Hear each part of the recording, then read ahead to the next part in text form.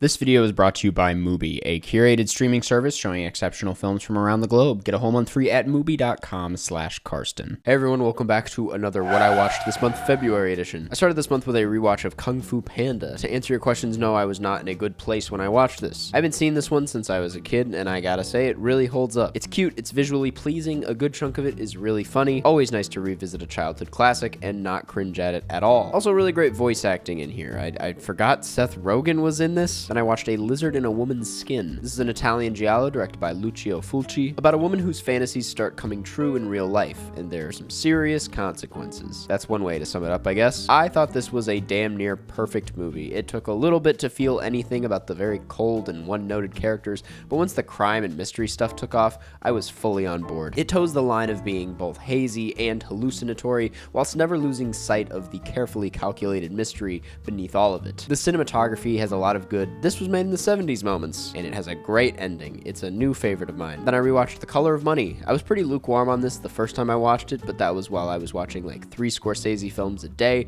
and it was before I got really into billiards. Watching this now, as someone who owns his own pool cue, I was locked the hell in. I felt like a full-on father enjoying this movie with a beer and being like sitting up on the couch. Tom Cruise is just eating up this role in the most annoying way, and I couldn't look away. I loved his cockiness, and with skills like that, the man deserved it. Big props to Scorsese and Thelma Shoemaker for shooting pool in the most exciting and satisfying way possible. I just thought this was ridiculously engrossing, nothing deeper than that, just a really good time. Then I watched You People. I hated this movie. A lot. Probably my least favorite movie of the year so far. I will give it this. I finished it. I felt at a certain point it was worth finishing. I wanted to see where it went, I guess. But that is seriously the best I can say. None of the humor landed. The jokes were so bad. I get that people need to talk a little different in movies, but oh my god, who talks like this? The joke delivery and the jokes themselves felt like they were written by AI or something, just so lifeless and boring and cliche. I've seen Jimmy Fallon monologues with better jokes than this. None of the actors seem like they want to be there. Jonah Hill's character is supposed to be this guy we're supposed to cringe at, I think. But the movie itself is like just as cringy. Strange editing choices, bad writing, a story that I already forgot. Like I don't even remember what happened, to be honest. Just a big ol' stinker. Then I watched A Star Is Born, the 1954 one. Something was in the air this month because I was like foaming at the mouth to watch A Star Is Born, so I decided to give the 50s version a shot. Firstly, this is proof the Academy has always been a disaster because Judy Garland should have been a shoo-in for Best Actress. What a fantastic performance she gives in this, as well as James Mason, who has one of my favorite voices in film history. There is something a lot darker about this one than the other Star Is Born that I watched, though I was more invested in the romance in that newer film. I also like it when they pay attention to the guy a bit more. I feel like he's such an interesting character, and this one feels very focused on Judy Garland. I can see why, because she's so amazing in it. How could you not focus on her? I'm sort of torn on which is my favorite so far. They're very different, but this is just great. Then I watched Ace in the Hole. This is a criminally underrated Billy Wilder film that I absolutely love. It isn't the silly goose time you expect it to be, given that it's a Billy Wilder film, but man, does it hook you the same way his films always do. You could argue it is a bit We Live in a Society at times, if you know what I mean, but I never thought it came across at all preachy. If anything, it's just a really accurate depiction of well, society. The dark side of the film really creeps up on you the same way it does to the main character, making his inevitable fall even steeper than the rise. It's got a great Kirk Douglas performance, really great desert cinematography, and yeah, big recommendation here. Then I watched Eastern Promises. This is the most non-Cronenberg movie I've seen from Cronenberg,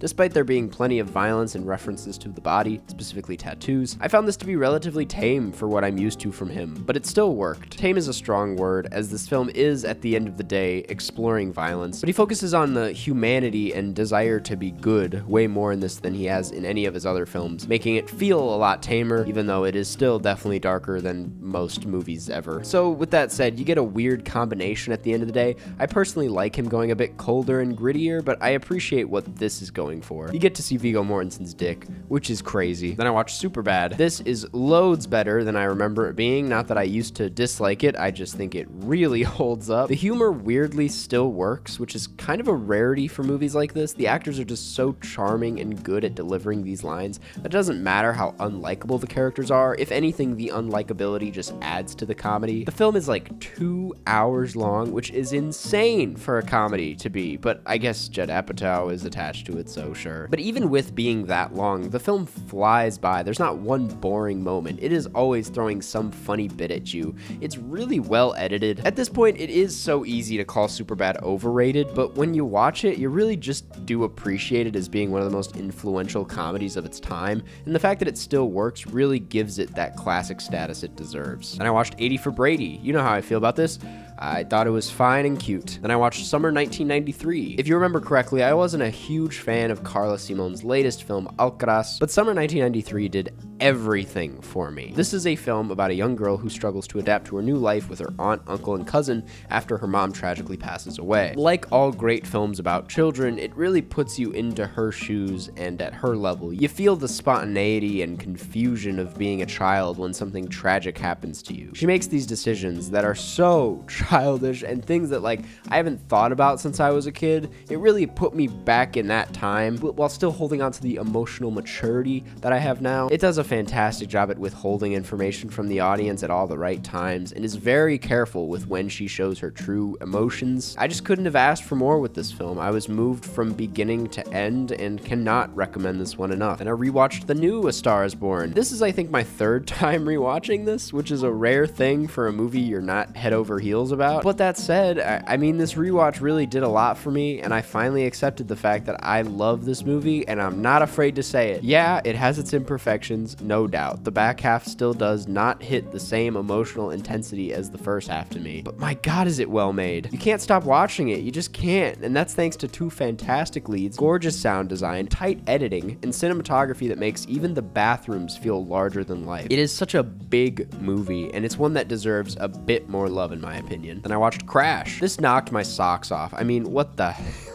hell is this movie? Calling a movie like this beautiful feels a little strange, no? Because it's ugly and cold, and despite all the sex, pretty unsexy at times in my opinion. But like First Reformed, Cronenberg takes this bleak, uniquely apocalyptic landscape and makes it really, well, beautiful. There's something about it all that is extremely pleasing to the eye, and I think being able to capture like car crashes and violence in this erotic lens is not only impressive but also very interesting. It makes you look at technology and the way society is progressing in a really weird and interesting way. It's a really interesting movie to watch nowadays with like Tesla. Much more to say about this that I hope I can expand on in the future because I kind of haven't stopped thinking about this, but for now I'll just say I'm really glad I own this on Criterion. Then I watched Knock at the Cabin. I didn't love this, but I liked it. I thought this was way more interesting than it was moving. Like I didn't ever feel genuinely in danger of anything in the film when I absolutely was supposed to, but I wasn't bored. The film's strengths are in the end, which did things in a way I wasn't expecting.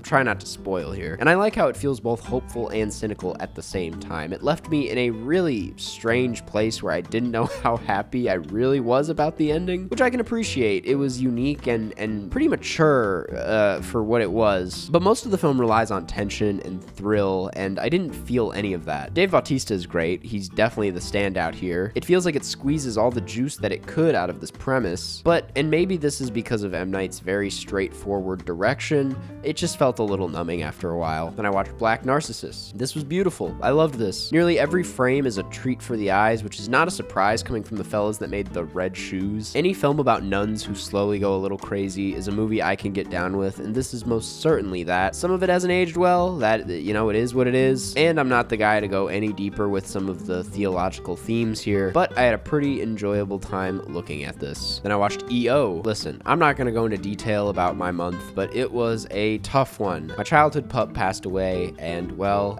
you can understand why a Kung Fu Panda viewing was incredibly urgent at the time, but I only say that to give some context for why E.O. was a movie I was both eager and a little nervous to check out, as it was the kind of film I feared would cut a little too deep. But what I got instead was a really weird movie that shows such an extreme sense of empathy for animals that there was no way I could have been hurt from it. but instead was just extremely comforted. This film has a deep love for these creatures and the way they see the world. It's shot in a way that makes so much of nature feel like it was perfectly sculpted for this donkey, which is a beautiful way of looking at it and a beautiful way of telling this story. There's some stuff in here I really don't get. I'll come clean. That's the beauty of watching a Polish art house film about a donkey. That's to be expected. But I did walk away from this deeply moved and with a heavier heart than I came into it with. It's only grown with me, and I feel like this is a pretty special movie. Then I watched Cocaine Bear. I talked about this in a video already. I did not care for this the way many people clearly do. I thought it was fun enough, but not all that funny. I've also been watching The Last of Us, saving my full thoughts on this for my full review video, but for now I'll just say this is a devastating show, and I can't wait to tune into the next episode. I've also been watching Poker Face, which has been a lot of fun. I'm a little behind, so don't ask me to give you the whole rundown, but it looks beautiful. And lastly, I've also been rewatching Succession for my podcast Suck Off, where you can hear my extended thoughts on every episode of the series, available on all platforms. Yes, I am incredibly depressed about the new season being the last one. And hey, that's what I watched this month. What'd you watch? Let me know. And as always, thanks for watching. Go watch these films and form your own opinion. And before you head out, I want to thank this week's sponsor, Mubi. Mubi is a curated streaming service, a place to watch beautiful, interesting, and incredible cinema. From iconic directors to emerging auteurs, there's always something new to discover. With Mubi, each and every film is hand-selected, so it's like your own personal film festival, streaming anytime, anywhere, which is a great way of putting it, because at film festivals, when you go, you're usually discovering something you never would have heard of otherwise, and that's kind of what it's like going on to Mubi. They introduce you to films that you didn't know you wanted to watch, that you didn't even know existed, and they end up being like the best movies you've ever seen. I watched, Summer 1993 this month on Mubi, and yeah, it's literally one of my new favorite movies, so there you go. You can try Mubi free for 30 days at Mubi.com/Karsten. That's MUBI.com/Karsten for a whole month of amazing cinema for free.